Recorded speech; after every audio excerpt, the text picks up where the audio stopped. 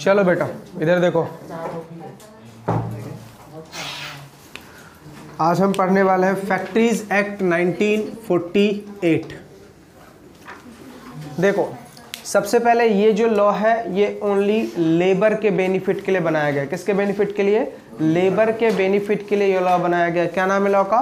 Factories act 1948। अब देखो अगर मैं बात कर रहा हूँ फैक्ट्रीज एक्ट की तो सबसे पहला सवाल आपके माइंड में क्या आएगा? Amit sir what is the meaning of factory? अब अगर फैक्ट्री होगा तो कौन कौन लोग होंगे यहाँ पे? वर्कर्स होंगे। अच्छा अगर फैक्ट्री होगा तो कौन होगा? एम्प्लॉयर भी होगा, जिसको आप ओनर बोल सकते हो। अच्छा अगर फैक्ट्री होगा तो यहाँ पे क्या होगा बेटा?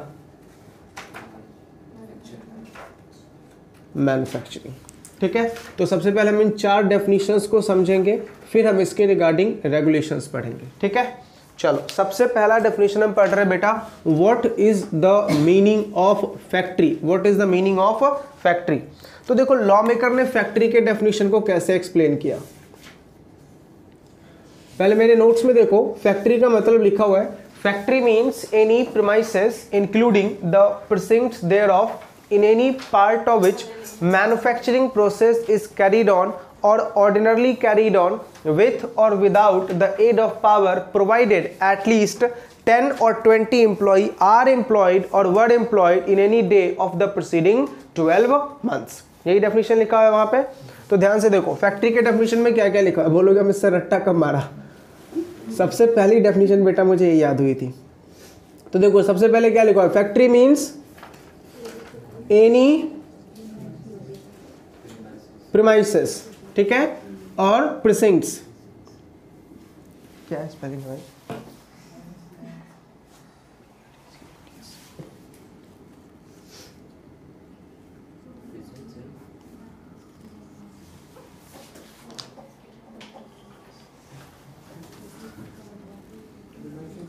देखो फैक्ट्री का मतलब क्या है बेटा?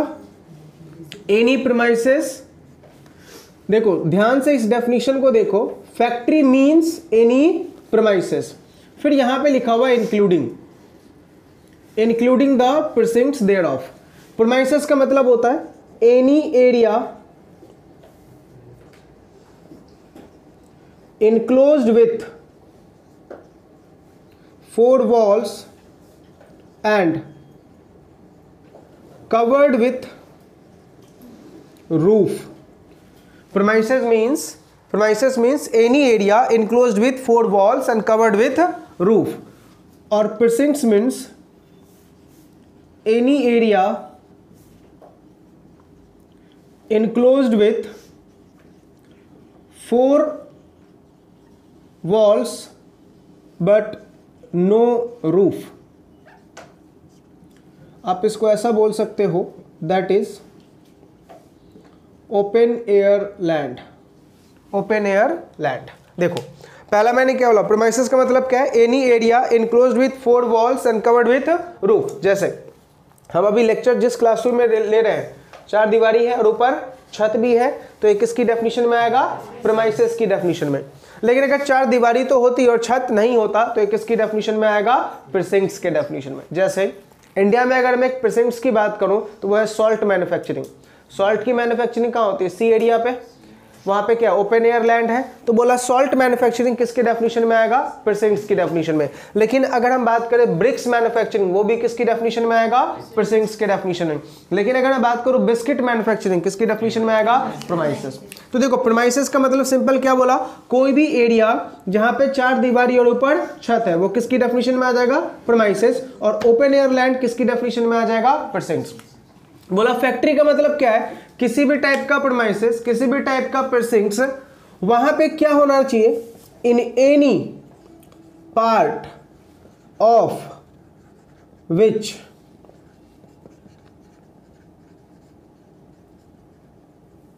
Manufacturing process is carried on. ठीक है, ध्यान से देखो क्या लिखा हुआ है? Factory means any premises including the precincts thereof in any part of which manufacturing process is carried on.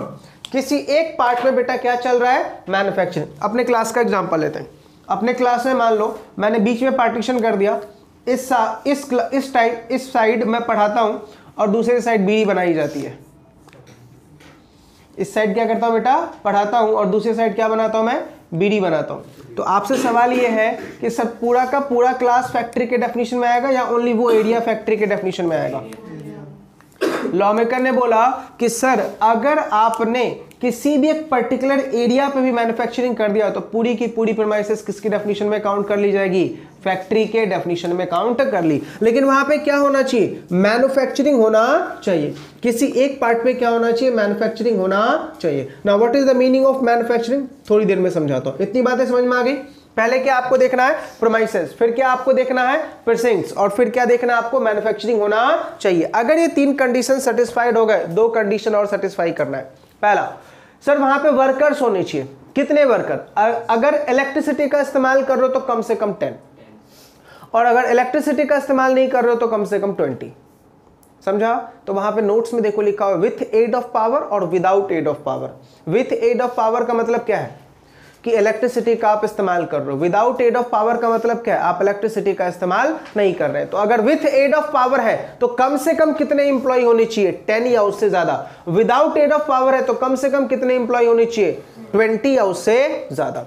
कितने दिन में, सेम प्रोविजन बेटा, पिछले 12 महीने में एक दिन के लिए भी अगर आपके पास 10 और 20 इंप्लॉय हो गए तो आप किसकी डेफिनेशन में आ जाओगे, फैक्ट्री की डेफिनेशन में। तो 4 कंडीशन याद रहेगा, फटाफट 4 कंडीशन बताओ। सबसे पहले क्या लिखा हुआ था, प्रीमाइसेस, दूसरा प्रीसिंक्ट्स, तीसरा मैन्युफैक्चर, चौथा 10 और 20 इंप्लॉय। 10 कब होगा, विथ एड ऑफ पावर। 20 कब होगा, विदाउट एड ऑफ पावर। कितने दिन में, कितने दिन में, 12 दिन।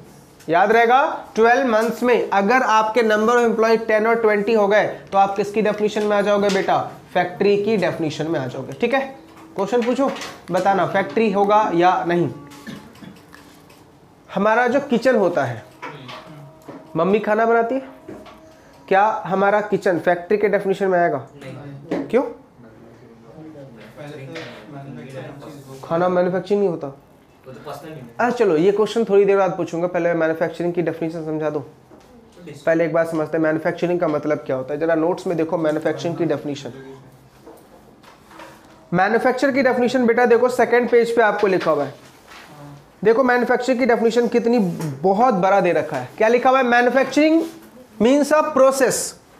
कैसा process, making, altering, repairing, ornamenting, finishing, packing, oiling, washing, cleaning, breaking up, demolishing, adopting any article or substance with a view to its use, sale, transport, delivery, disposal, or pumping oil, water, sewer, or any other substance, generating, transforming, transmitting power, composing type for printing, printing by letter, press, lithography, photography, etc. etc.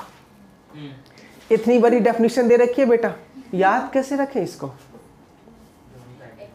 चलिए अब मैं बहुत ही simple definition बताता हूँ manufacturing का। इसके regarding बेटा बहुत सारे केस हुए थे, तो सुप्रीम कोर्ट ने एक बात बोली कि कोई भी चीज मैन्युफैक्चरिंग के डेफिनेशन में तब आएगा जब उसमें 3 कंडीशन सेटिस्फाइड होगा।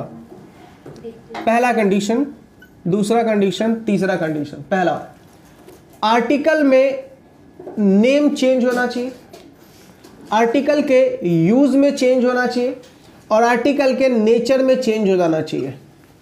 3 चीज बोला मैंने, क्या, नेम, यूज और नेचर। तो ये किसकी डेफिनेशन में आ जाएगा, मैन्युफैक्चर की डेफिनेशन में आ जाएगा। सिंपल एग्जांपल, मैंने मिल्क लाया, मिल्क में थोड़ी सी कर्ड ऐड की, वो किसका शेप ले लेगा, ठीक है। चलो सेटिस्फाई करो, क्या सब कंडीशन सेटिस्फाइड है, name change, use change, nature change, manufacturing हो गया पक्का।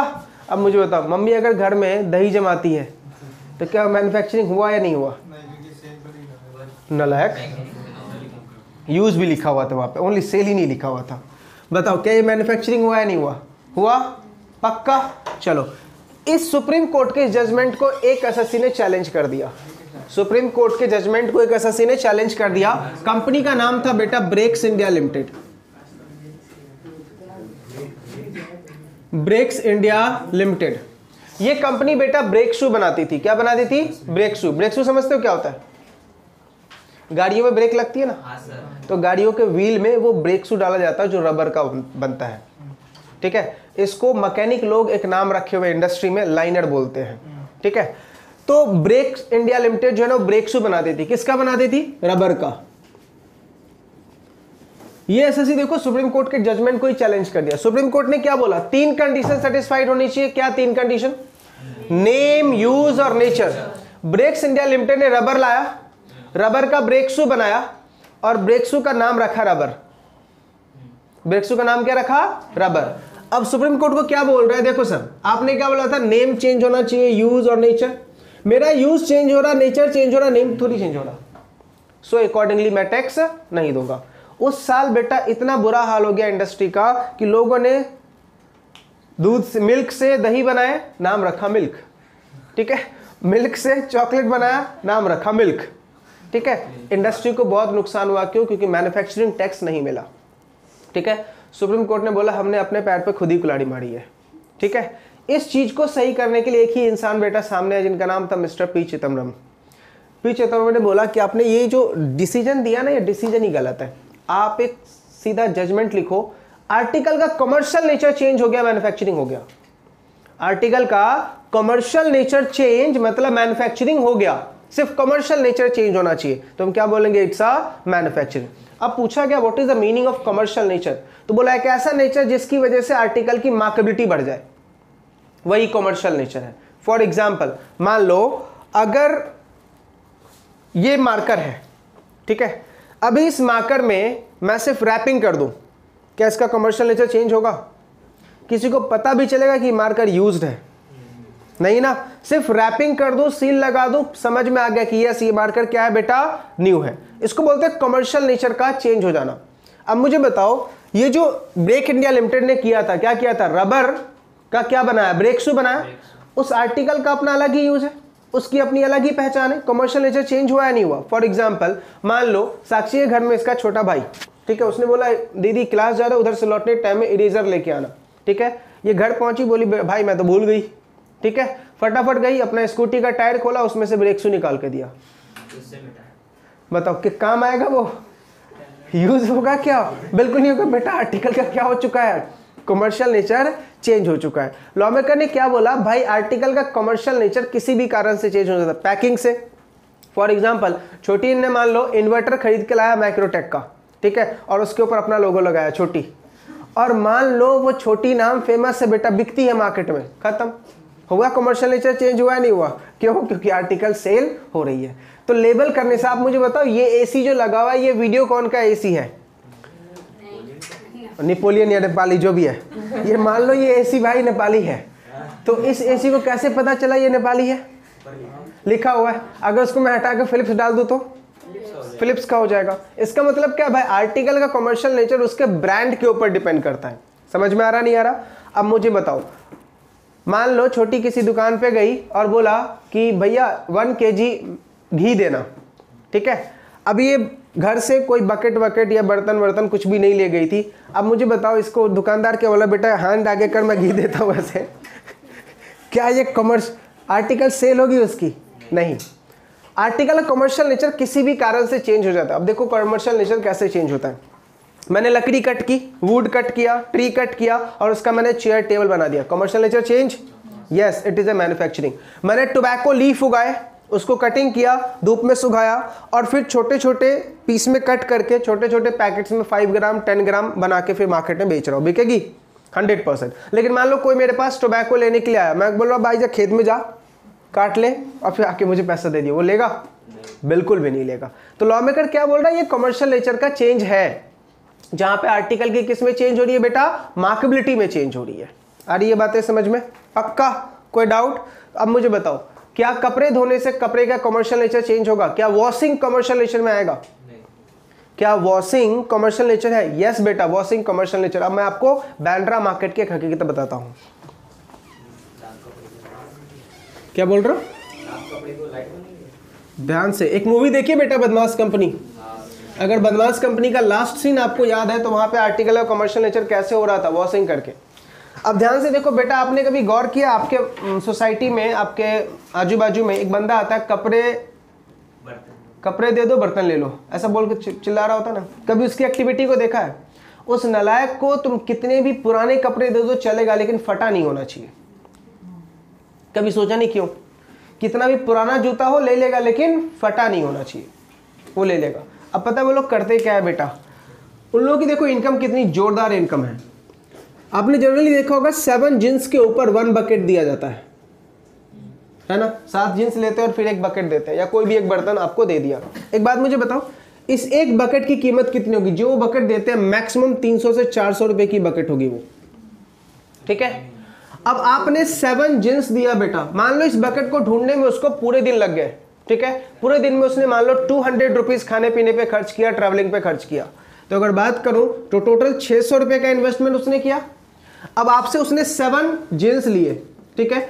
अब उस पता वो जींस को क्या करेगा? ड्राइक्लिंग वाले को देगा, ठीक है। जींस की अच्छे से बेटा धुलाई होगी। मान लो पर जींस ड्राइक्लिंग वाले ने 100 रुपए लिया, 700 खर्च किया, टोटल इन्वेस्टमेंट कितना बेटा? 1300 का। अब वो क्या करता है, 7 जींस को नीचे से कट कर देगा, शॉर्ट्स,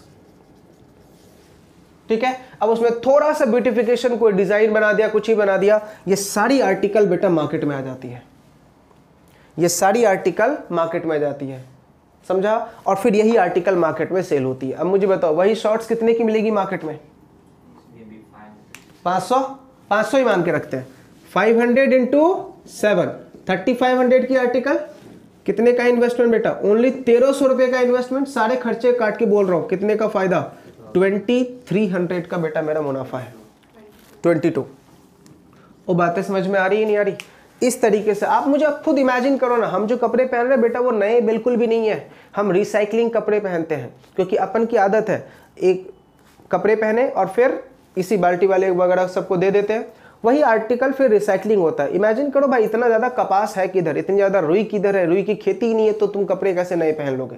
तो जो भी हम कपड़े पहन रहे हैं वो कोई नया नहीं होता, वो सब क्या होता है? रिसाइकलिंग करके आया हुआ होता है, ठीक है। टेलर के पास जो कपड़े का कट पीस होता है ना, वेस्ट पड़ा रहता है, उसको वो फेंक देते हैं, फिर बेटा कबाड़ खाने, वो गार्बेज से वही उठाए जाते हैं और फिर उसका क्या होता है? रिसाइकलिंग होता है। हम कोई भी चीज़ बेटा फ्रेश आज के दिन यूज ही नहीं कर रहे, बिकॉज आज के दिन इंडस्ट्रियल ज़्यादा होते जा रहे हैं।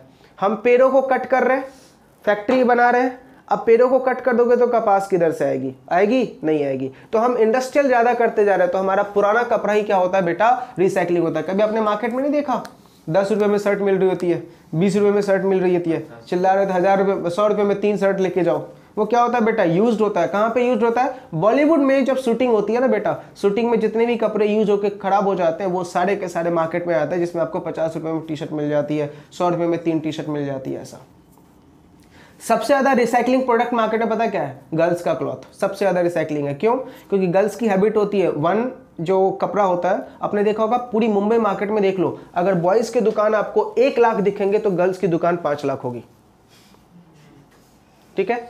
गर्ल्स की दुकान। और आपने देखना बॉयज का टी शर्ट जो होगा ना, बॉयज अगर जैसे सोमेश ने अभी जो टी शर्ट पहन रखा है 300 का होगा, गर्ल्स का टी शर्ट 100 रुपये में मिलेगा। क्यों? उनको पता है ये 4 दिन बाद दोबारा आएंगी, लेकिन बॉयज 6 महीने बाद आएगा वो नालायक। 400 रुपये का शर्ट लिया है, 1 सप्ताह वो टी शर्ट जरूर पहनेगा, क्योंकि उसको इतना परी नहीं है। लेकिन गर्ल्स को बेटर दिखना है, तो वो 100 रुपीज़ का जो है ना आर्टिकल 4 बार खरीद के ले जाएंगे। एक वीक में तो कम से कम 5 बार शॉपिंग होगी। इसी वजह से बेटा गर्ल्स के प्रोडक्ट मार्केट में बहुत ज़्यादा है। आ रही है बातें समझ में? तो ये सारा प्रोडक्ट क्या है बेटा? रिसाइकलिंग वाला आर्टिकल। ये सारा प्रोडक्ट क्या है आपका? रिसाइकलिंग का आर्टिकल है। तो लॉ मेकर ने क्या बोला बेटा, इससे भी क्या हुआ? कमर्शियल नेचर चेंज हुआ या नहीं हुआ? तो सिंपल याद क्या रखना है, जहां भी कमर्शियल नेचर चेंज होगा वो किसकी डेफिनेशन में आ जाएगा? मैन्युफैक्चरिंग। अब एक सवाल पूछ रहा हूं, बताना मैन्युफैक्चरिंग होगा या नहीं होगा। अनिकेत अपने गांव गया, ठीक है, गांव से इसने 1000 kg घी लाया, ठीक है, और मुंबई में लाने के बाद उसने इस घी को 100 ग्राम, 200 ग्राम, 50 ग्राम, 25 ग्राम, 1 kg, हाफ kg के पाउचेस बनाए या पैकेट में पैक किया और मार्केट में सेल कर रहा है। क्या ये मैन्युफैक्चरिंग है? यस। क्यों? क्योंकि आर्टिकल की मार्केबिलिटी बढ़ी बेटा, ठीक है। आपने देखा होगा बीच में कुछ दिनों के लिए गवर्नमेंट ने पॉली बैग बैन कर दी थी, ठीक है। तो आपने देखा होगा बहुत सारे सेलर्स का दुकान ठप हो गया था। क्यों? क्योंकि हम कस्टमर्स की आदत होती है बेटा हम अपने घर से कुछ लेके नहीं जाते। फॉर एग्जांपल छोटी जा रही है बेटा आज पार्टी में, ठीक है, मम्मी ने बोला बेटा उधर से लौटियो ना तो 5 किलो कांदा लेके आइयो, ठीक है। अब एक थैला लेके जाएगी साथ में? पॉसिबल है भाई? इम्पॉसिबल टास्क में, पॉसिबल ही नहीं है, हम लेके नहीं जाए, ठीक है। और दुकान पे जाएंगे हम उम्मीद करेंगे कि वो हमें क्या देगा रिटर्न में, कुछ तो बैग, कैरी बैग देगा। तो इसी वजह से क्या हुआ, फिर से देखो मार्केट में फिर से कैरी बैग आने शुरू हो गए। तो गवर्नमेंट को क्या करना पड़ेगा, कैरी बैग का सब्स्टिट्यूट ढूंढना पड़ेगा। क्यों? पॉसिबल नहीं है हर एक कस्टमर के लिए वो कैरी बैग लेके जाए, ठीक है। यंग ब्लड तो कभी ना लेके जाए, ठीक है। हाँ चलो, जो घर से जा रहे हैं वो शायद लेके चला जाए, बट अदरवाइज पॉसिबल नहीं है। तो आर्टिकल का मार्केटेबिलिटी कैसे चेंज होता है बेटा, उसके कमर्शियल नेचर पे। समझ में आ गया? पक्का। अब बताओ क्या कपड़े धोना मैन्युफैक्चरिंग है ना? चलो अब एक क्वेश्चन पूछ रहा हूं, सिर्फ बताना कि वो फैक्ट्री के डेफिनेशन में आएगा या नहीं आएगा, ठीक है। एक हॉस्पिटल का एग्जांपल लेते बेटा, मुंबई के किसी हॉस्पिटल का नाम बताओ बस। KBH, ठीक है, जो हमारा बेटा KBH हॉस्पिटल है, इस हॉस्पिटल में बेटा पेशेंट की ट्रीटमेंट होती है, करेक्ट। अब एक बताओ जितने भी पेशेंट आएंगे सबको क्लॉथ दिया जाएगा, क्लॉथ दिया जाएगा पहनने को। अब क्या मुझे बताओ एक पेशेंट को जो क्लॉथ दिया गया दोबारा वो यूज नहीं होगा, होगा ना, मतलब उसका क्लीनिंग होगा और फिर वही क्लॉथ दूसरे पेशेंट को दिया जाएगा। चलिए अब मुझे बताओ हॉस्पिटल में प्रीमाइसेस है, 4 दीवारी ऊपर छत भी है ना, ठीक है। अब कोकिलाबेन हॉस्पिटल ने पता है क्या किया, उनके जो बहुत सारे कमरे थे ना उसमें से एक रूम लॉन्ड्री रूम बना दिया। क्या बना दिया? Laundry room. पहले वो कहाँ भेजते थे कपड़े, बाहर देते थे, अब एक लॉन्ड्री रूम बना दिया, वहां पे 15 वर्कर्स को अपॉइंट कर दिया, ठीक है। मशीन्स लगा दी लॉन्ड्री वॉशिंग करने के लिए, इलेक्ट्रिसिटी का इस्तेमाल हो रहा है। बताइए क्या ये फैक्ट्री है या नहीं है ना? क्या ये फैक्ट्री है या नहीं है? क्योंकि सर देखो यहाँ पे क्या क्या हो रहा है, मशीन्स भी लगी हुई है, ठीक है ना, मैन्युफैक्चरिंग हो रहा है, वॉशिंग हो रही है ना कपड़े की, मशीन भी लगी हुई है, इलेक्ट्रिसिटी का भी इस्तेमाल हो रहा है, 10 से ज्यादा भी वर्कर है। तो किसकी डेफिनेशन में आ जाएगा ये? फैक्ट्री के डेफिनेशन में आ जाएगा। कितने बच्चे बोल रहे नहीं? 1 नहीं, 2 नहीं, 3 नहीं। रीजन बताओ, जिसने भी नहीं बोला रीजन बताओ। अरे 8 बजे आज क्या है? जल्दी बताओ क्यों नहीं, मैं क्यों, क्या है रीजन? मार्केट में थोड़ा बिक रहा है तो खुद ही ऑर्डर नहीं कर रहे ना। अरे लेकिन वॉशिंग तो हो रही है ना नालायक। वॉशिंग हो रही है तो घर में भी वॉशिंग होता है, घर में भी फैक्ट्री बना है क्या? घर में भी। ध्यान से बेटा, उसका आंसर तो सही है कि भाई मैन्युफैक्चरिंग नहीं है, बट रीजन बिल्कुल गलत है, रीजन बिल्कुल गलत है। एग्जाम में 0 नंबर दे देगा इस पे। ध्यान से सुनो बेटा, क्यों मैन्युफैक्चरिंग के डेफिनेशन में नहीं आएगा, फैक्ट्री के डेफिनेशन में नहीं आएगा। लॉ मेकर ने क्या बोला, कोई भी प्रीमाइसेस फैक्ट्री के डेफिनेशन में तब आएगा जब उसका मेन बिजनेस मैन्युफैक्चरिंग हो। अब मुझे बताओ हॉस्पिटल का मेन क्या होता है? सर्विस। अब मुझे बताओ घर में खाना बनता है, ठीक है, क्या घर में मेन बिजनेस ही खाना बनाना है?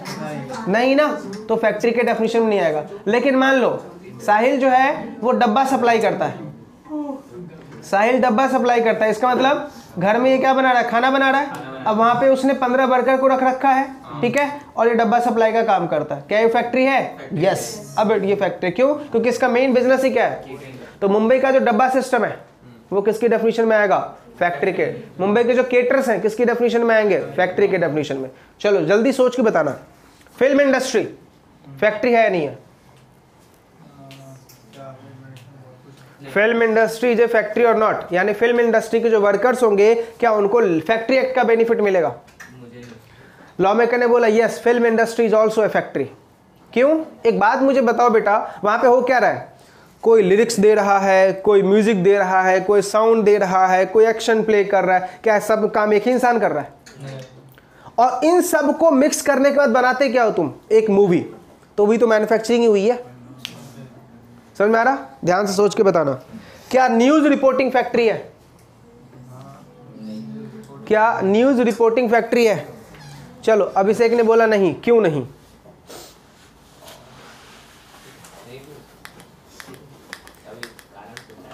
क्या न्यूज रिपोर्टिंग फैक्ट्री है? ध्यान से बेटा सुनो जरा, न्यूज वाले करते क्या है? सिर्फ इंफॉर्मेशन देते ना, कहीं की इंफॉर्मेशन को देखा, उसमें मिर्च मसाला डाला और फिर पब्लिक के सामने लाया, क्या वो मैन्युफैक्चरिंग है? आपने क्या उसमें नॉलेज लगाया? आपने कुछ दिमाग लगाया? नहीं ना। जो सब्सटेंस आपने मार्केट में पाया उसी को क्या किया? डिस्क्लोज किया। समझा नहीं समझा? तो लॉ मेकर ने बोला news agency is not a factory, whereas movie यानी बॉलीवुड इंडस्ट्री जो है हमारी, टॉलीवुड इंडस्ट्री, ये किसकी डेफिनेशन में आ जाएगा? फैक्ट्री। तो वहां के वर्कर्स को फैक्ट्री का बेनिफिट मिलेगा। आ रही है बातें समझ में? टॉलीवुड का मतलब बेटा तुम्हारी सीरियल इंडस्ट्री, सास बहू मम्मी देखती है ना शाम को, उसको बोलते हैं टॉलीवुड। और याद रहेगा पक्का? बताओ फैक्ट्री की डेफिनेशन समझ में आ गई? चलो जल्दी से रिवाइज करो। फैक्ट्री का डेफिनेशन हमने क्या पढ़ा? Factory means any premises including the precincts thereof in any part of which manufacturing process is carried on with or without the aid of power, provided at least 10 or 20 employee are employed or were employed in any day of the preceding 12 months. किसकी definition में आ जाएगा? Factory.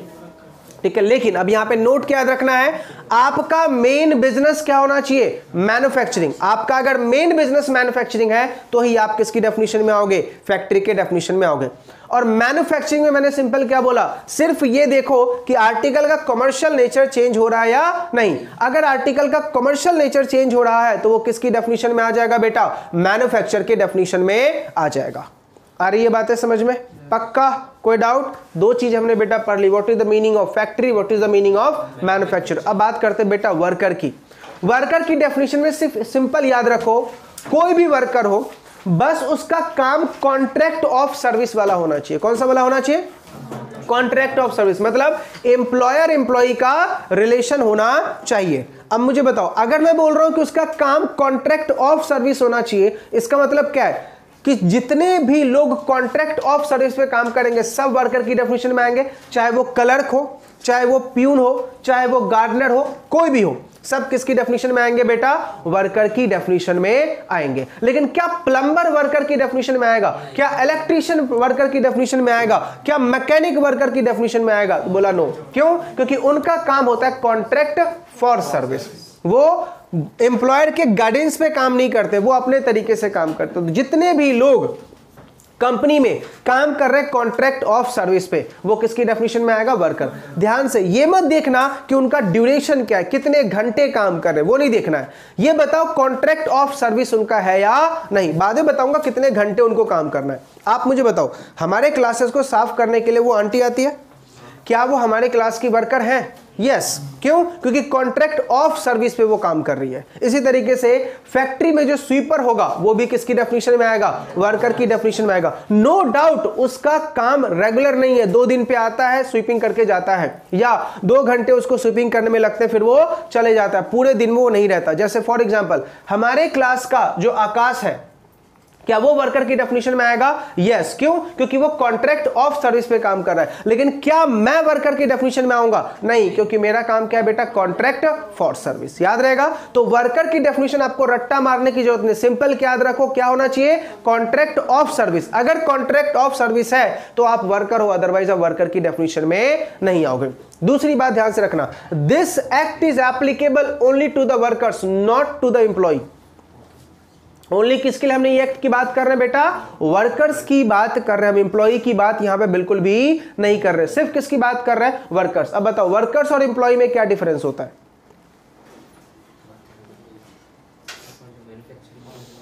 हाँ very good, यही उम्मीद थी नालायक। जो manufacturing में काम करता है वर्कर और जो ऑफिस में काम करता है वो एम्प्लॉय। चलो एक मूवी देखी है लाडला? नहीं देखी? अनिल कपूर जी की मूवी है जो फैक्ट्री के वर्कर रहते हैं। बेटा सिंपल बाइफर्केशन याद रखना, वर्कर को जज करने का सिंपल तरीका है, व्हाइट कॉलर एम्प्लॉय कहलाता है, ब्लू कॉलर वर्कर कहलाता है। जैसे अभी देखो अमन ने जो शर्ट पहन रखी है ना वो ब्लू कलर की है, शुभम ने जो शर्ट पहन रखी है ना वो ब्लू कलर की है, तो बेटा किसकी डेफिनेशन में आएंगे? वर्कर। ठीक है, व्हाइट कॉलर एम्प्लॉय क्या कहलाते हैं बेटा? एम्प्लॉय। और ब्लू कॉलर एम्प्लॉय क्या कहलाते हैं? वर्कर। ठीक है, आपको पता है एक बार मैं पहली बार 12th करने के बाद बहुत क्रेज था कि सीए फॉर्म में काम करूं। तो मैं 12th पास करने के बाद मेरे जो चाचा थे इनकम टैक्स कमिश्नर, उन्होंने रेफरेंस भेजा, किसी सीए के पास मुझे भेजा इंटरव्यू के लिए, गया मैं। उन सर ने सबसे पहला क्वेश्चन मुझसे पूछा, वर्कर को सैलरी दे रहा हूं, एंट्री बताओ। वर्कर को सैलरी दे रहा हूं, एंट्री बताओ। क्या आप करोगे एंट्री? और वो सैलरी कैश में दी जा रही है, एंट्री क्या मानेंगे? Wages to cash. भाई सैलरी दे रहा हूं, सैलरी में थोड़ी ना वेजेस है ना, कि वो वर्कर को। अरे मैं क्वेश्चन में लिखा हुआ है वर्कर को सैलरी दे रहा हूं, वेजेस टू कैश। इसकी एंट्री क्या होगी बेटा? Wages to cash. क्या चेक करना चाहते थे वो? कॉमन सेंस कि आप कितना, वेजेस टू कैश। ठीक है। दूसरी एंट्री तो बहुत ही जबरदस्त पूछी बेटा, वेजेस टू कैश। दूसरी एंट्री बहुत ही जबरदस्त पूछी इन्होंने, डोंकी को गुड्स सेल कर रहा हूं, डोंकी को गुड्स सेल कर रहा हूं, एंट्री बताओ। अब ये मत बोला सर डोंकी कैसे खरीदेगा? Cash basis. सबसे पहले मुझे ये बताओ, डोंकी कौन से अकाउंट में? याद है अपन को वो जो 11th क्लास में हम पढ़ते थे तो छोटी छोटी मैडमें आती थी पढ़ाने को, वो क्या बोलती थी? Personal account, real account, nominal account. Personal account में debit what comes in, credit what goes out, यही था ना? नहीं, और रियल में debit the receiver, credit the giver, और नॉमिनल में ऑल एक्सपेंसेस और क्रेडिट। कैसे पता चलता है कौन सा अकाउंट पर्सनल है, कौन सा अकाउंट नॉमिनल है, कौन सा अकाउंट रियल है? जहाँ पे नाम होता है वहाँ पे पर्सनल, और जहाँ पे काम होता है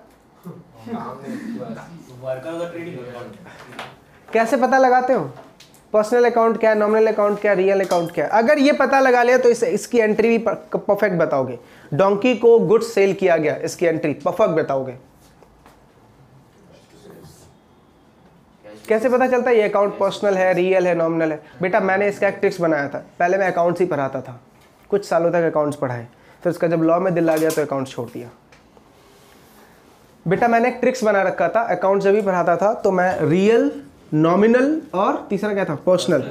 सिंपल, तीन चीजें जिसको हम टच कर सके, देख सके और बात कर सके, वो पर्सनल। टच कर सके, देख सके और बात कर सके, वो पर्सनल। जिसको टच तो कर सकते हैं लेकिन देख भी सकते हैं, बात नहीं कर सकते हैं, रियल। और जिसको ना तो टच कर सकते हैं, ना तो देख सकते और ना ही बात कर सकते हैं, दैट इज नॉमिनल। तीनों में से कुछ नहीं कर सकते तो नॉमिनल, लेकिन टच कर सकते हैं और देख सकते हैं तो रियल, और तीनों कर सकते हैं तो पर्सनल। फॉर एग्जाम्पल, इंसान को देखा जा सकता है, टच भी किया जा सकता है और बात भी किया जा सकता है, मतलब वो पर्सनल अकाउंट।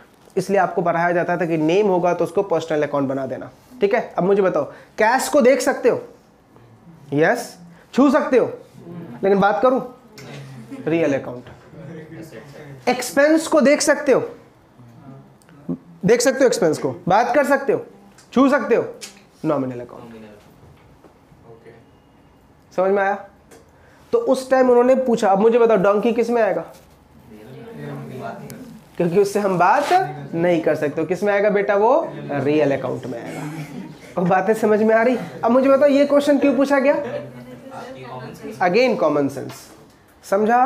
तो अपन जब लाइफ में जाते हैं ना बेटा, तो ऐसे क्वेश्चन नहीं पूछेंगे, बेटा बताइए जरा ये MGT14 किसके लिए फाइल होता है? वो तो वोमिटिंग करेंगे सीधा। उसने पूछा, हमने उल्टी। क्यों? क्योंकि भाई रट्टा मार रखा है, पूरी जिंदगी यही पढ़ा था, MGT14 MGT14 MGT14। वो ये पूछता है MGT14 कौन से सेक्शन और कौन से रूल की देन है? बस हमारा हवा टाइट। इसके बाद तो हमारी सांसें ही खत्म है भाई। MGT14 कौन से सेक्शन और कौन से रूल की देन है, खत्म। यहीं पे बच्चे सरेंडर। वो बोलेगा ठीक है बेटा, अपन भी सरेंडर। ठीक है। तो इंटरव्यू में बेटा लेवल ऑफ क्वेश्चन अलग हो जाता है। इंटरव्यू में ये नहीं पूछा जाता बुक में क्या लिखा हुआ है, इंटरव्यू में ये पूछा जाता भाई तूने कितने दिमाग लगाए। अरे ये बातें समझ में? पक्का? चलो बेटा लास्ट डेफिनेशन पढ़ रहे हैं। किसका हमने डेफिनेशन सीख लिया? वर्कर। लास्ट डेफिनेशन पढ़ रहे हैं, दैट इज ओनर। आप मुझे बताओ ओनर कौन होना चाहिए? फैक्ट्री का ओनर कौन होना चाहिए? Simple, the person who has ultimate control. The person who has ultimate control. अब मुझे बताओ, फैक्ट्री मैं चला रहा हूं तो अल्टीमेट कंट्रोल किसका? मेरा। तो मैं क्या कहलाऊंगा? ओनर। फैक्ट्री पार्टनरशिप फर्म चला रही है तो पार्टनर्स। फैक्ट्री गवर्नमेंट चला रही है तो गवर्नमेंट, फैक्ट्री कंपनी चला रही है तो ओनली बोर्ड ऑफ डायरेक्टर। याद रहेगा, 4 डेफिनेशन बेटा हमारा कंप्लीट। कौन कौन सा? फैक्ट्री किसको बोलते हैं, मैन्युफैक्चर क्या है, वर्कर क्या है, और ओनर कौन कहलाएगा। पता है ओनर को इस लॉ में एक नाम दिया गया है बेटा, ऑक्युपायर। ओनर को नाम क्या दिया गया है, ऑक्युपायर। इतनी बातें समझ में आ गई? पक्का? कोई डाउट, कोई दिक्कत नहीं ना? अब मेरे नोट्स में अगर आप देखोगे बेटा, हर एक पेज पे मैंने क्वेश्चंस दिए हैं। फैक्ट्री के नीचे देखो केस लॉ लिखा हुआ है, फैक्ट्री के नीचे देखो केस लॉ लिखा हुआ है, आपको 4 केस लॉ दिख रहे हैं। ये सुप्रीम कोर्ट के बेटा जजमेंट्स है, क्या फैक्ट्री है और क्या फैक्ट्री नहीं है। उसके बाद देखो उसके नीचे आपको मैन्युफैक्चर है, मैन्युफैक्चर के नीचे देखो आपको 13 केस लॉ दिखेंगे। वो सब वही लिखा हुआ है कि क्या मैन्युफैक्चरिंग है और क्या मैन्युफैक्चरिंग नहीं है।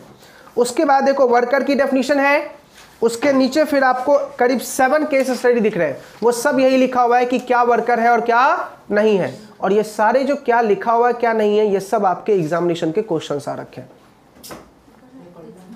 नहीं देखना उसको, नालायक पढ़ना ही तो है।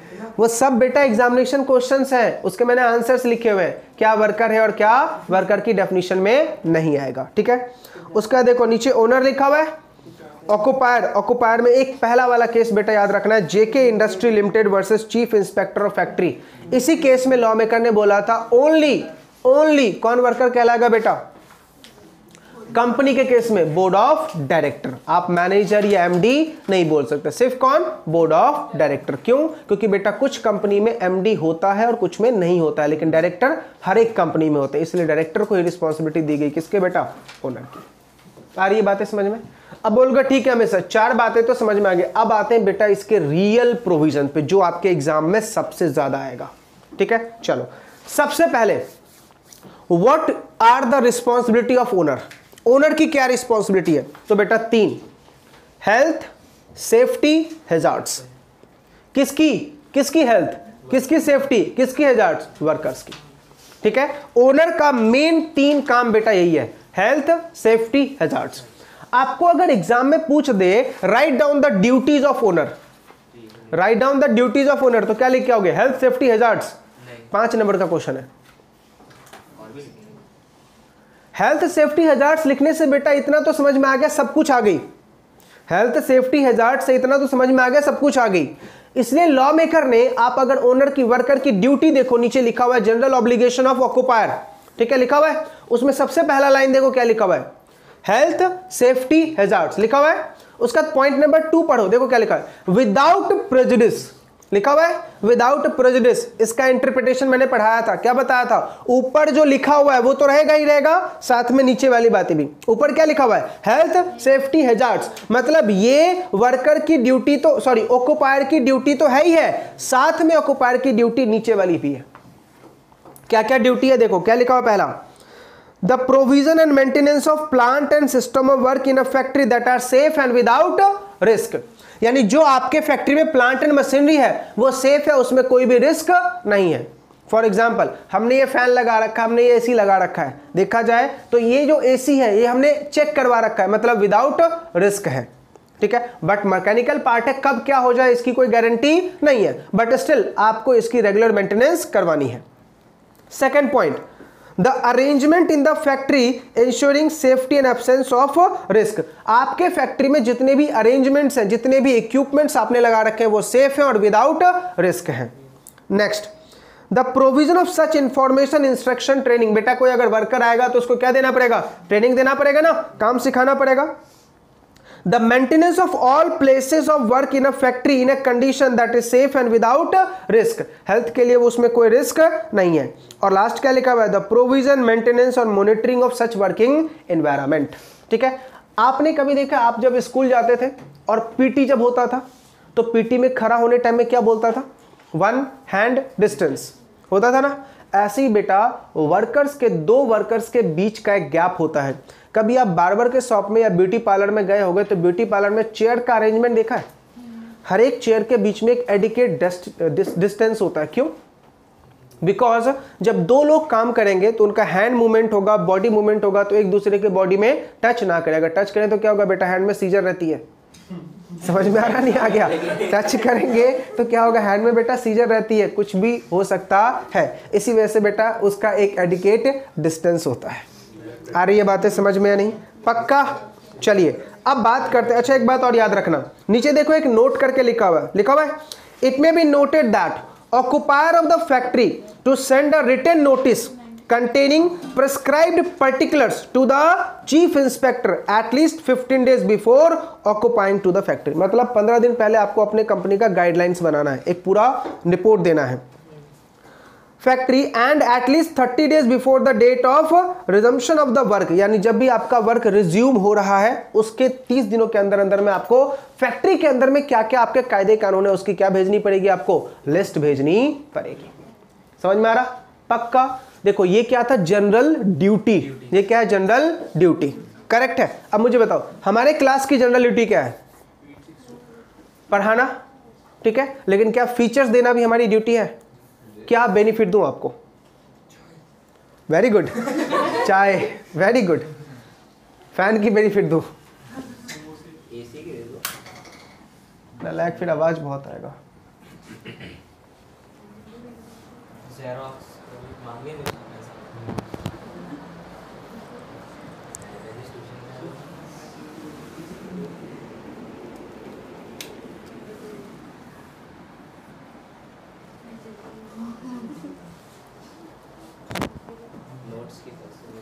चलो दूसरा ड्रिंकिंग फैसिलिटी, समझ में आ रहा नहीं आ रहा? नोट्स की फैसिलिटी, वेरी गुड।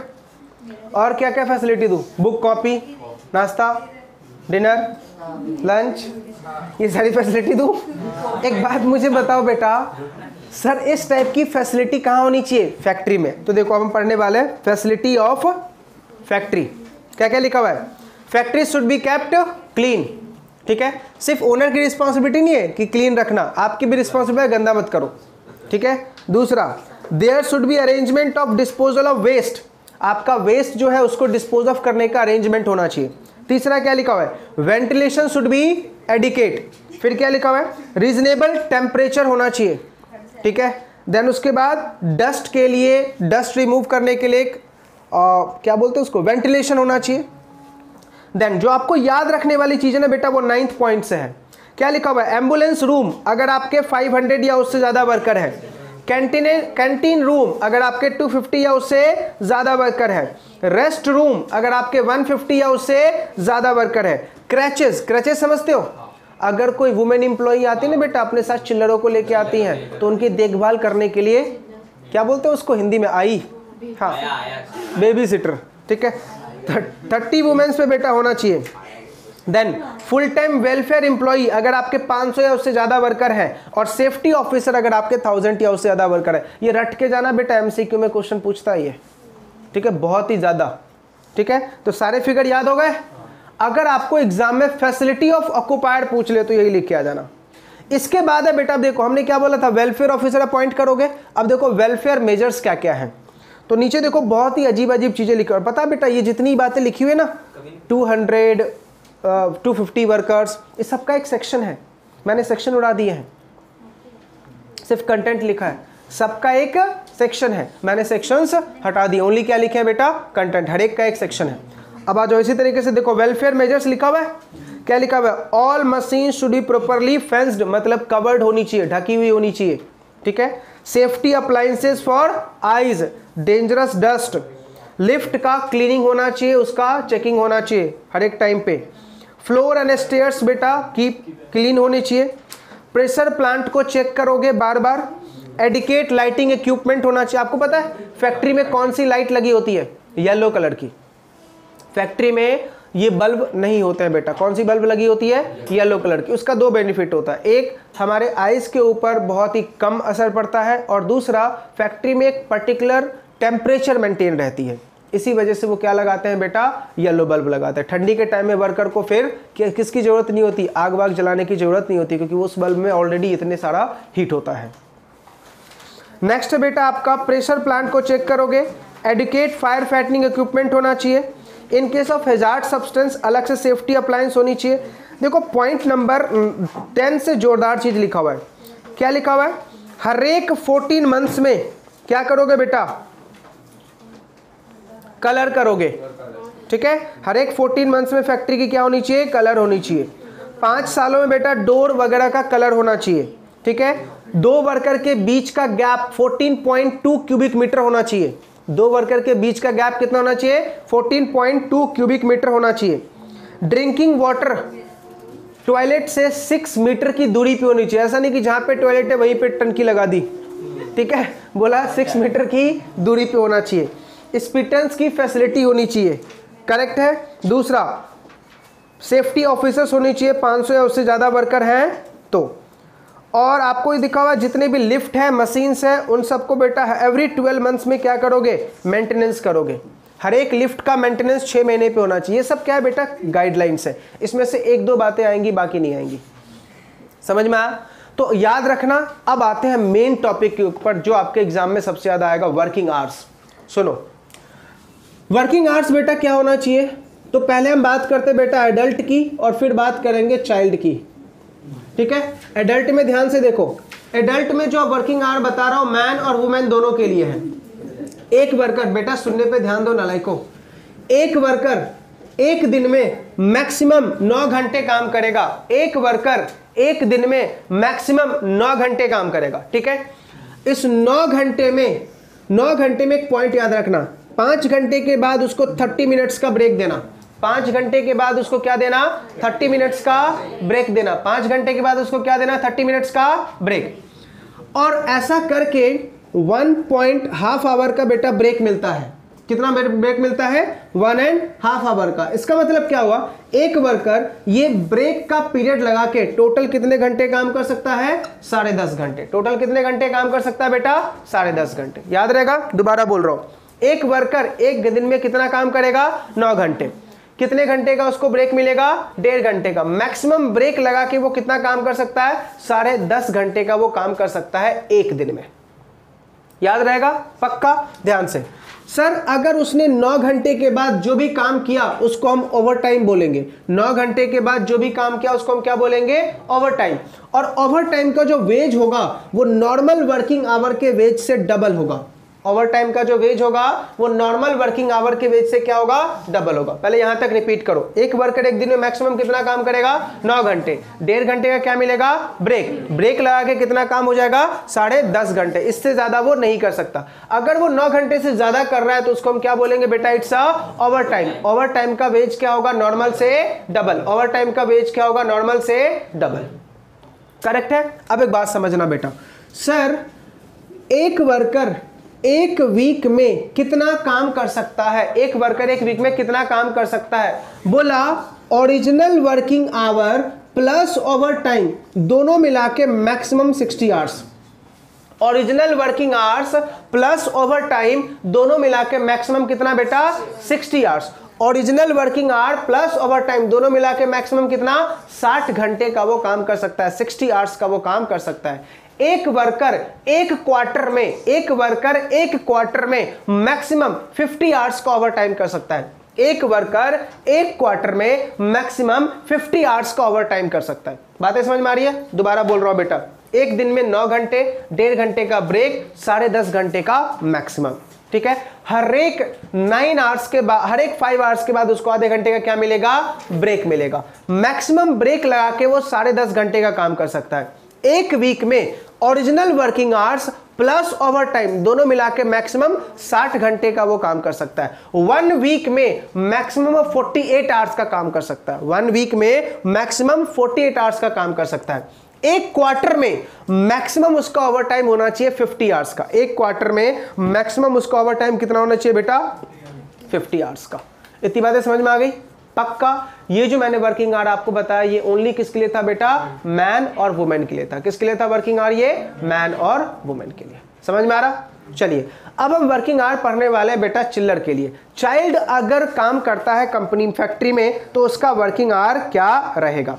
अच्छा एक बात और याद रखना कि जितने भी एडल्ट वर्कर है उनको वीक में एक हॉलीडे पक्का दी जाएगी, एक हॉलीडे पक्का दी जाएगी, यानी संडे उनका छुट्टी रहेगा। लेकिन अगर आपने संडे भी उनको काम करने के लिए बुलाया तो वर्कर का राइट है कि वो आने वाले 3 दिन के बाद छुट्टी ले सकता है। मतलब संडे आपने उसको बुला लिया, मंडे, ट्यूसडे, वेडनेसडे, थर्सडे को वो छुट्टी ले सकता है। समझ में आ रहा? पक्का। दूसरा, अगर वर्कर की शिफ्ट को आप चेंज कर रहे हैं, शिफ्ट जो चेंज करने का मतलब क्या है, पहले वो आ रहा था मॉर्निंग में, अभी उसका आप नाइट शिफ्ट करना चाहते हैं, तो लॉ मेकर ने बोला करो, लेकिन शिफ्ट चेंज करोगे ओनली एंड ओनली संडे को। क्यों? उसको रिलैक्सेशन करने का क्या देना पड़ेगा आपको? टाइम। आप ऐसा नहीं बोलोगे कि भाई मंडे तू आ रहा था दिन में, अब ट्यूसडे नाइट में आ जियो, भाई उसको बॉडी रिलैक्स नहीं मिल पाएगा। इसलिए लॉ मेकर क्या बोल रहा है, जब भी शिफ्ट चेंज करना, ओनली चेंज कब करोगे बेटा? संडे को। संडे के अलावा कभी शिफ्ट चेंज नहीं हो सकती, वीकेंड में ही आपको शिफ्ट चेंज करना है। समझा? अब आते हैं बेटा चाइल्ड के वर्किंग आवर पे। सबसे पहले 14 साल से कम के बच्चे को तो काम पर रखना ही अलाउड नहीं है। 14 से कम के बच्चों को काम पे रखना अलाउड नहीं है। लेकिन अगर जो 14 से 15 वाला है, 14 से 15 वाला है, आप उसको काम पे रख सकते हो, लेकिन वो एक दिन में मैक्सिमम 4.5 घंटे काम करेगा। कितना काम करेगा? एक दिन में मैक्सिमम 4.5 घंटे काम करेगा, और रात के 10 बजे से लेकर सुबह के 6 बजे तक वो कोई काम नहीं करेगा। रात के 10 बजे से लेकर सुबह से 6 बजे तक वो कोई काम नहीं करेगा। लेकिन अगर जो बंदा 14 से नीचे वाला है वो तो काम ही नहीं कर सकता। जो 15 से 18 वाला है उसको क्या बोलते हैं? एडोलेसेंट। बोला जो 15 से 18 वाला है वो भी एडल्ट का वर्किंग आवर हम उसको प्रोवाइड कर सकते हैं। किसका? एडल्ट का। एडल्ट का वर्किंग आवर क्या था? 9 घंटे। तो 15 से 18 वालों को हम एडल्ट वाला वर्किंग आवर प्रोवाइड कर सकते हैं, लेकिन कंडीशन ये है कि सर सर्टिफाइंग सर्जन से प्रूफ करके लाए कि उसका बॉडी कैपेसिटी इतना है कि वो 9 घंटे काम कर सकता है। देखो दोबारा बोल रहा हूं, मैं क्या बोल रहा हूं, 14 साल से कम के बच्चों को तो काम पे नहीं रखना। जो 14 से ज्यादा 15 वाले हैं उनको एक दिन में मैक्सिमम 4.5 घंटे, किसी भी हालत में मैं उसको 10 बजे रात के बाद से सुबह के 6 बजे तक कोई काम नहीं करवाऊंगा। ठीक है। दूसरी बात, सर जब भी उसको आप काम पे रखना तो सर्टिफाइंग सर्जन से प्रूफ जरूर करवा लेना कि क्या वो काम करने के लायक है या नहीं। ठीक है। नेक्स्ट पॉइंट जो आपको इंपॉर्टेंट याद रखना है, सर जो 15 से 18 वाले हैं उनको मैं एडल्ट की तरह काम पे रख सकता हूं, लेकिन परमिशन किससे लेनी पड़ेगी? सर्टिफाइंग सर्जन से। उसकी पहले हेल्थ चेकअप करवानी है, फिर उसको हम काम करवा सकते हैं। कितने घंटे का? 9 घंटे, यानी 8 वीक में 48 आवर्स। लेकिन लॉ मेकर ने बोला ऐसे चाइल्ड को शाम के 7 बजे से लेकर सुबह के 6 बजे तक कोई काम नहीं करवाना है। अब बोलोगे अमित सर एक बात बताओ, जो 14 से 15 वाला था वो रात के 10 बजे तक काम कर सकता है, और ये जो है जो 15 से 18 वाला है इसको 7 बजे ही छोड़ देना। ऐसा क्यों? बेटा ये 8 घंटे काम भी तो कर रहा है, और पहले वाले ने सिर्फ कितना काम किया था? 4.5 घंटे। समझ में आ रहा है? देखा जाए तो उसका हाफ है। समझ में आया? पक्का। एडल्ट का वर्किंग आवर समझ में आ गया। अब ध्यान से, वुमेन को कौन से टाइम पे काम पे नहीं रखना है? वुमेन को कौन से टाइम पे काम पे नहीं रखना है? तो ध्यान से बेटा, अगर जो वुमेन एम्प्लॉय है उनका जो काम है वो रात के 10 बजे से लेके सुबह के 5 बजे तक उनको काम पे नहीं रखना है। रात के 10 बजे से लेके सुबह के 5 बजे तक उनको काम पे नहीं रखना है। अब बोलोगे सर गलत पढ़ा रहे हो।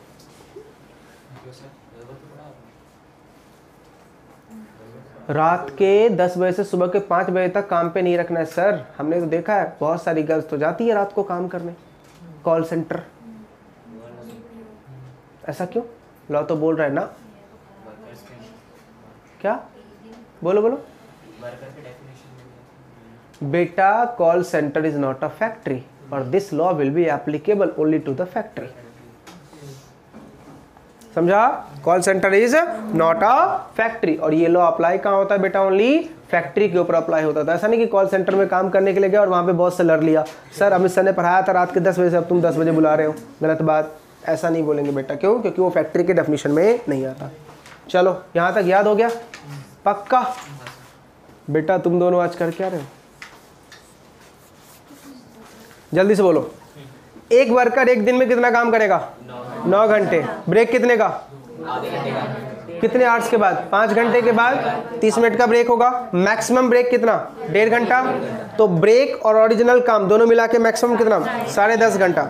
9 घंटे के बाद जो भी वो करेंगे वो ओवर टाइम। एक वीक में मैक्सिमम कितना? 48 आवर्स।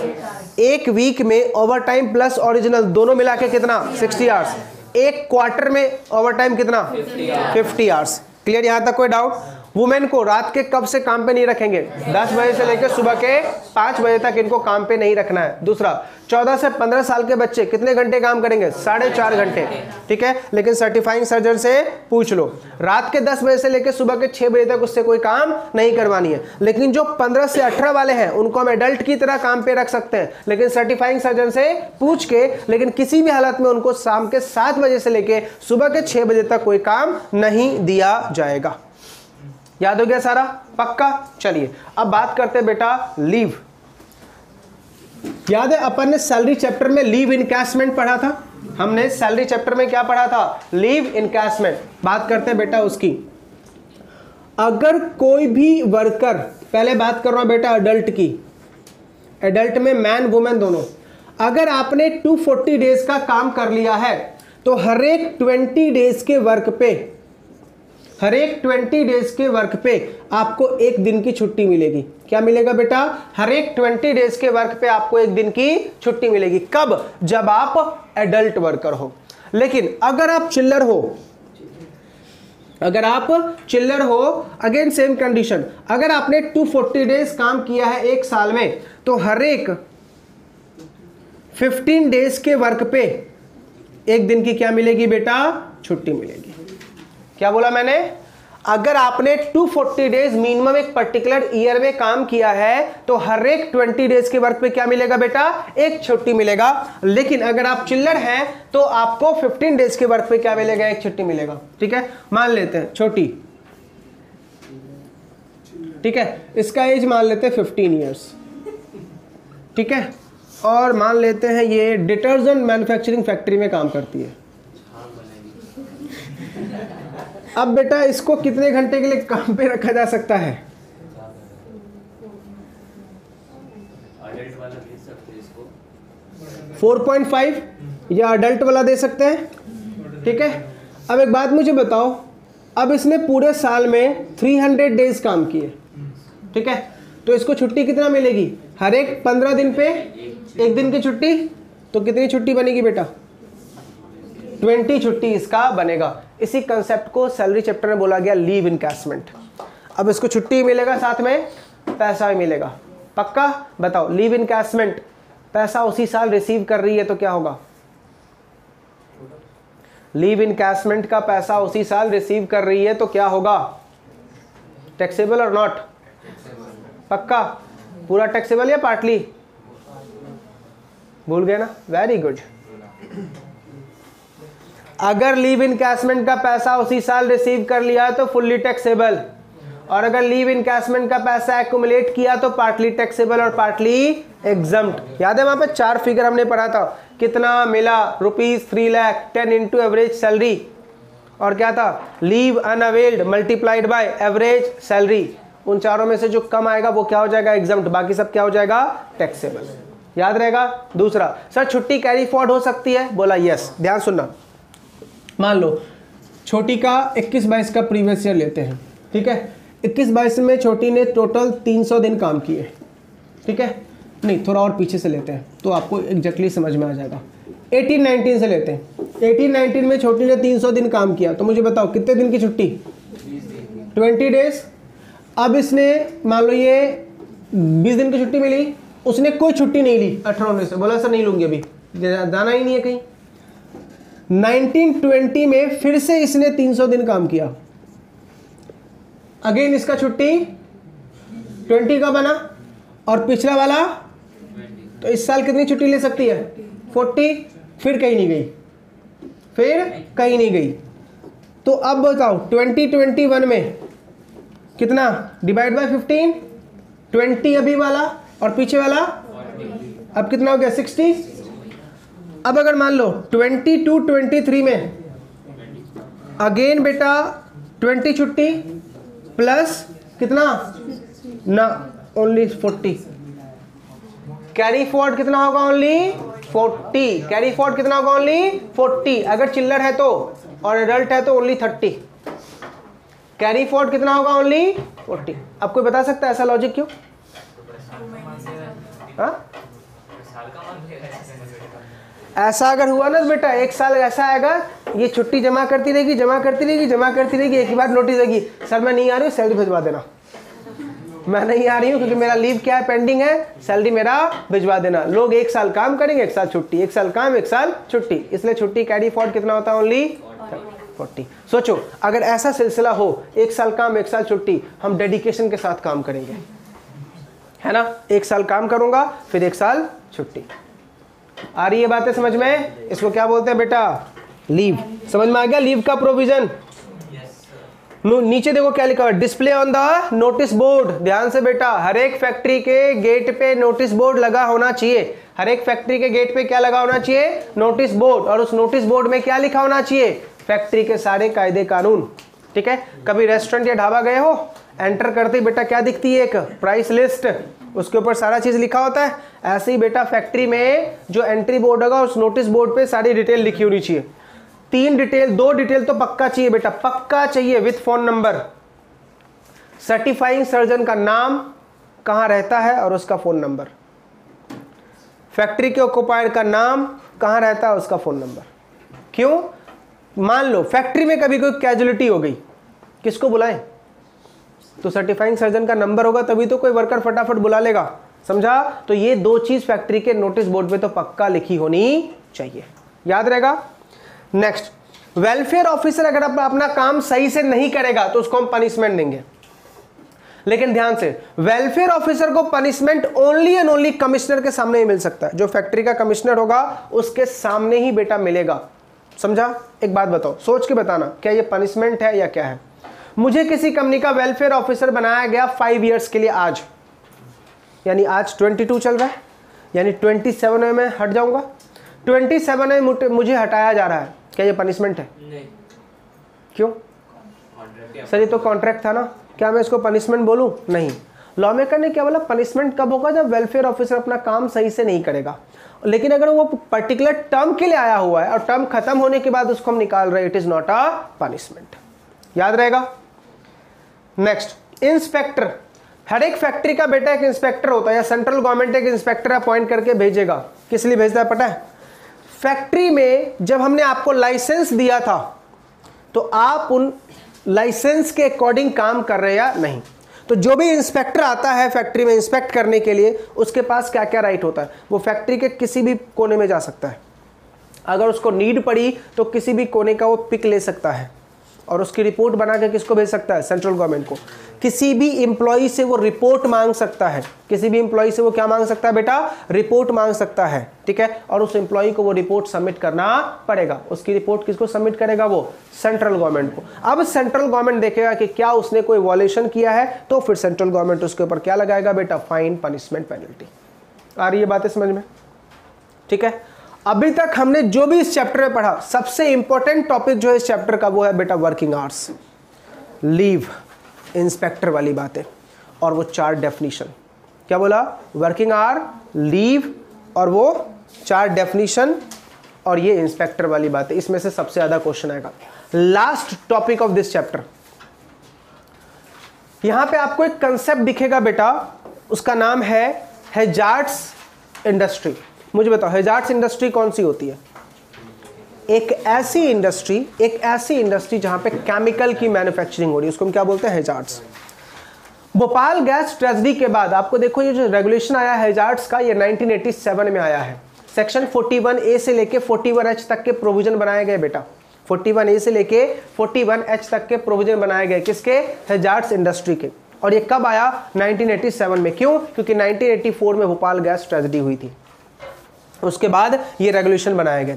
इस रेगुलेशन के अकॉर्डिंग अगर कोई भी इंडस्ट्री हैजार्ड्स में डील करती है, इस रेगुलेशन के अकॉर्डिंग अगर कोई भी इंडस्ट्री हैजार्ड सब्सटेंस में डील करती है तो उनको इस रेगुलेशन के कुछ गाइडलाइंस को फॉलो करना पड़ेगा। पहला, अगर मैं कोई हैजार्ड्स इंडस्ट्री बनाना चाहता हूं तो सबसे पहले मैं गवर्नमेंट को अप्लाई करूंगा। गवर्नमेंट को क्या करूंगा, अप्लाई करूंगा कि सर मैं एक हैजार्ड्स इंडस्ट्री एस्टेब्लिश करना चाहता हूं। ठीक है, गवर्नमेंट मुझसे पूछेगा कहां पे, तो इसके पता है अप्लाई किसको करते हैं, साइट अप्रेजल कमेटी को। किसको, साइट अप्रेजल कमेटी। साइट का मतलब समझते हो, एरिया, लोकेशन। ठीक है, तो उसकी एक कमेटी बनाई गई है। ठीक है, तो हम सबसे पहले बेटा देखो वहां पे आपको प्रोसीजर पूरा लिखा होगा। स्टेप बाय स्टेप करके। लिखा हुआ है constitution of site appraisal committee. Matter किसके पास जाएगा? साइट अप्रेजल कमेटी के पास। साइट अप्रेजल कमेटी क्या करेगा? अपने बंदे को भेजेगा, भाई देख क्या जहां पे ये फैक्ट्री लगाने वाला है क्या वो थिकली पॉपुलेटेड एरिया तो नहीं है? थिकली पॉपुलेटेड मतलब ज्यादा पॉपुलेशन तो नहीं है। अगर ज्यादा पॉपुलेशन होगा तो कैंसिल, ज्यादा पॉपुलेशन होगा तो कैंसिल। आ रही है बातें समझ में? कोई डाउट यहां तक? चलिए, तो सबसे पहला हमने क्या बोला कि बेटा वहां पे पॉपुलेशन ज्यादा नहीं होना चाहिए तभी अप्रूव होगा। मान लो साइट अप्रेजल कमेटी ने अप्रूवल दे दिया कि सर ठीक है एरिया ज्यादा थिकली पॉपुलेटेड नहीं है, तो सेकंड स्टेप पे आ जाओ। क्या होगा बेटा? Compulsory disclosure. बता बेटा ऑक्युपायड तो क्या करने वाला है यहाँ पे? पूरा डिस्क्लोजर बताओ, किस चीज की मैन्युफैक्चरिंग करेगा, कौन सा केमिकल बनाएगा, इसका पूरा डिस्क्लोजर देना पड़ेगा। जब तुम डिस्क्लोजर दे दोगे तो उसके बाद क्या होगा बेटा? स्पेसिफाइड रिस्पॉन्सिबिलिटी, आपके ऊपर कुछ रिस्पॉन्सिबिलिटी लगाए जाएंगे। ठीक है बेटा, तेरी बात में सुनने को तैयार हूं, तेरी फैक्ट्री बनेगी लेकिन तेरे कुछ रिस्पॉन्सिबिलिटी रहेंगे। ठीक है, फिर उसके बाद इंक्वायरी कमेटी बनाया जाएगा जो पूरा चेक करेगा कि फैक्ट्री में जो भी चीज लगाए गए हैं, सब कुछ लगाया गया वो सही है या गलत है। फिर उसके बाद क्या होगा बेटा? Emergency standard. आज मुझे बताओ, ये देख रहे हो क्या लगा हुआ है यहाँ? अच्छा ये आग लग जाए अचानक से तो इसके थ्रू हम क्या करते हैं बेटा? वाटर फ्लो करते हैं ना। तो ये हर एक आजकल एवरी कमर्शियल बिल्डिंग में ये जरूरी है। कमर्शियल क्या, रेजिडेंशियल में भी जरूरी है। हर एक कमर्शियल, हर एक रेजिडेंशियल बिल्डिंग में ये चीज बेटा लगी होती है। क्यों? गवर्नमेंट का ऑर्डर है, आपको लगाना पड़ेगा। क्यों? अचानक अगर आग लग गई तो आप तुरंत तो वो नहीं आएगी ना, फायर ब्रिगेड तुरंत नहीं आ सकती ना, उनको भी आने में टाइम लगेगा। जब तक वो आ रहे हैं तब तक आपने अपने टैंक के पानी को इस्तेमाल करो, उसके थ्रू आप कोशिश करो कि वो खत्म हो जाए, अदरवाइज वो तो आ ही रहा है। आ रही है बातें समझ में? नेक्स्ट उसके बाद आपको याद रखना है परमिसेबल लिमिट ऑफ एक्सपोजर। ध्यान से याद है, मैंने आपको टेक्स्ट में एक कार्बन क्रेडिट वाला कंसेप्ट समझाया था। कितना आपको स्मोक जनरेट करना है वो गवर्नमेंट डिसाइड करती है, उससे ज्यादा आप स्मोक जनरेट नहीं कर सकते। इसी वजह से बेटा इंडिया में कंसेप्ट है पीयूसी का। किसका कंसेप्ट है? पीयूसी का। जब देखना, जब 2030 तक अगर इलेक्ट्रॉनिक व्हीकल्स पूरी आ गई तो देखना पीयूसी का सिस्टम फिर खत्म हो जाएगा। क्यों खत्म हो जाएगा? क्योंकि सब इलेक्ट्रॉनिक व्हीकल होगी, डस्ट तो होंगे नहीं। आ रही है बातें समझ में या नहीं? पक्का? कोई डाउट? चलिए, तो ये क्या है बेटा? अब मुझे बताओ, हमारी क्लासरूम को साफ करने की जिम्मेदारी किसकी है? हमारी या आपकी भी? दोनों की। हम क्लीनिंग करेंगे और आपको क्या याद रखना है? मेंटेन रखने का। समझ में आ रहा नहीं आ रहा? पक्का याद रहेगा। तो ये कुछ हैजार्ड्स इंडस्ट्री को बनाने के क्या है बेटा? फीचर्स है। अगर आप ये सारी कंडीशन सेटिस्फाई करते हो तो ही हैजार्ड्स इंडस्ट्री आपकी बनेगी, अदरवाइज नहीं बनेगी। अब बोलोगे अमित सर आपने हैजार्ड्स इंडस्ट्री बता तो दिया, लेकिन बताओ तो सही हैजार्ड्स इंडस्ट्री होती कौन सी है? कौन सी कंपनी को आप हैजार्ड्स बोलोगे? तो मैंने सिंपल एक वर्ड में क्या समझाया था, जहां पे केमिकल्स की मैन्युफैक्चरिंग होती है उसको हम क्या बोलते हैं बेटा? Hazards industry. क्लियर है? जैसे एक बात मुझे बताओ, सैनिटाइजर क्या वो हैजार्ड्स है? बहुत बड़ा हैजार्ड्स है बेटा वो सैनिटाइजर। ठीक है, सैनिटाइजर में क्या है? अल्कोहल का मात्रा 90% है। ठीक है, अल्कोहल का मात्रा क्या है बेटा? 90% है। और अल्कोहल में क्या लगती है? आग। अल्कोहल में क्या लगती है बेटा? आग। आ रही है बातें समझ में? तो अगर मान लीजिए किसी ने गलती से, जैसे अभी रिसेंटली बहुत सारे इंसिडेंट्स हुए थे बेटा, जब कोई जॉब पे जा रहा था और गाड़ियों को भी सैनिटाइज किया जाता था, तो जैसे ही गाड़ी पे सैनिटाइजर मारा जाता था आग लग जाती थी। क्यों? गाड़ी हीट थी और तुमने क्या मारा उसके ऊपर? सैनिटाइजर। सैनिटाइजर में क्या है? अल्कोहल। समझ में आ रहा? अब इमेजिन करो अल्कोहल के अंदर कितनी पावर है। आग छोड़ो, उसने कोरोना वायरस से लड़ने का भी तरीका बताया, इसलिए तो लोग ने दारू ज़्यादा पी और इसलिए गवर्नमेंट ने सबसे पहले दुकान भी किसकी खोली? दारू की। ठीक है, और देखा होगा आपने, जितने भी ये नशा एडिक्ट थे ना, नशा एडिक्ट करने वाले, उनको जल्दी कोरोना का इफेक्ट नहीं हुआ। जितने भी नशाखोर इंसान थे उनको कोरोना का इतना इफेक्ट नहीं हुआ। जो लोग नॉन वेजिटेरियन थे उनको भी कोरोना का इतना इफेक्ट नहीं हुआ। क्यों? आपको पता है यूएसए की आउटसाइड की किसी एक कंट्री ने ऐसा स्टेटमेंट दिया था कि इंडिया में जो गरीब तबके के लोग हैं ना उनको कोरोना नहीं हो सकता। उनको कोरोना नहीं हो सकता। क्यों? क्योंकि उनका डाइजेशन सिस्टम, इम्यूनिटी बहुत स्ट्रांग है। क्यों? क्योंकि वो लोग गंदगी में ही रहते हैं, एक लॉट ऑलरेडी वो गंदगी में है। आपने मुझे बताओ, क्या कोरोना में किसी भी, आपने मुंबई में देखा है कितने सारे भिखारी रहते हैं, सड़क पे सोए रहते हैं, क्या उनको कोरोना हुआ? कोई भी गवर्नमेंट बता दे बस, कोई गवर्नमेंट बस इस चीज का डिटेल मुझे दिखा दे कि उन भिखारियों को कोरोना हुआ था, दिखा दे कोई भी गवर्नमेंट।